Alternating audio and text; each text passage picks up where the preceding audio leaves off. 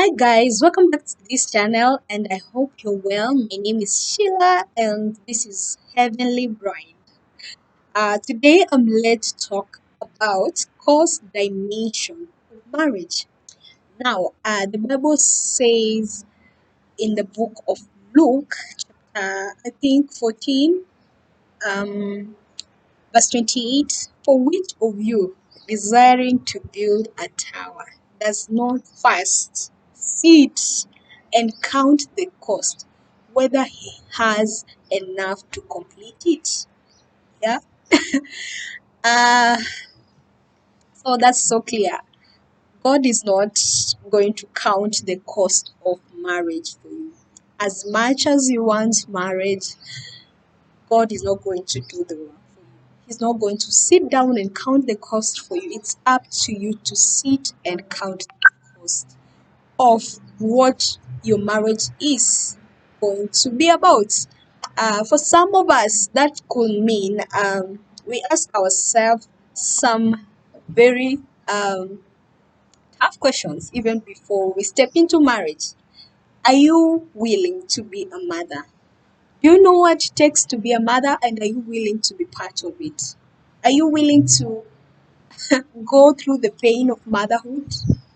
Yeah, the delivery process, bringing up children is not easy, and we have to be willing. We have to count the cost, what it takes to be a mother, what it takes to be a father. Are you willing to lead a family? Are you willing to be a priest to your home? Are you willing to be a leader in your marriage? Are you willing?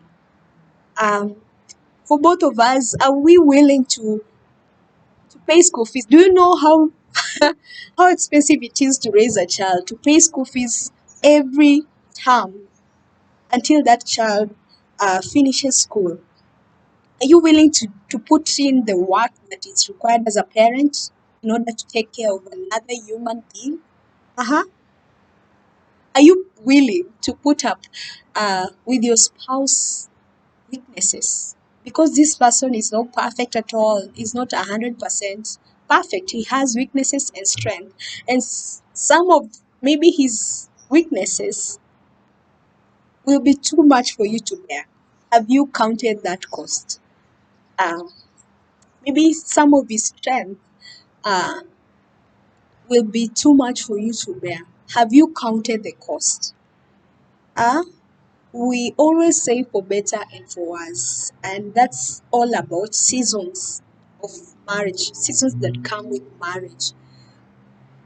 There are high seasons and low seasons. Are you willing to put up with both seasons and still remain married to that person? Because God is not getting us into marriage for us to get out of it anytime we feel like things are too big for us, and yeah, as a church we have to get to that place where we, before we step into marriage, we ask ourselves these hard questions.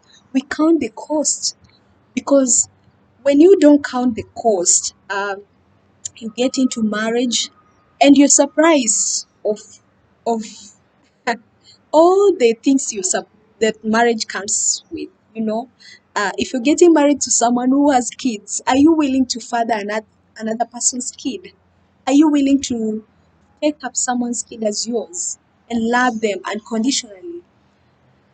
I can go on and on, but the question is, are you willing to put up the cost that come with marriage? Have you counted the cost?